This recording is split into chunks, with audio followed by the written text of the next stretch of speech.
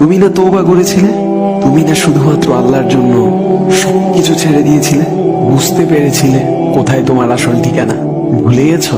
আবার কোন পাপ তোমায় গ্রাস করে নিল? তুমি তো সেই যে নিজের পাপের প্রতি অনুতপ্ত হয়ে সিজদায় পড়ে অঝরে কেঁদেছিলে। তাহলে আবার কেন দুনিয়ার ধোকায় পড়ে গেলে? কেন ভুলে গেলে কোথায় তোমার আসল গন্তব্য? তুমি কি হার মেনে নিয়েছো নফসের কাছে?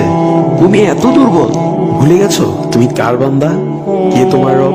তোমার রব তো সর্বশক্তিমান। সর্বশক্তিমানের বান্দা আবার কখনো দুর্বল হয় নাকি? মৃত্যু পর্যন্ত লড়ে যাও তুমি। শয়তানকে দেখিয়ে দাও তোমার ইমানের পাওয়ার। শয়তানের ধোকায় পড়ে অনেক পাপ করে ফেলেছো, তাই নিরাশ হয়ে গেছো তুমি, তাই না? তুমি কি জানো না তোমার রব কতটা মহান? তিনি তো তোমাকে ক্ষমা করার জন্য অপেক্ষা করছেন। তাই ফিরে আসো সেই রবের দুয়ারে, যার দুয়ার কখনো বন্ধ হয় না।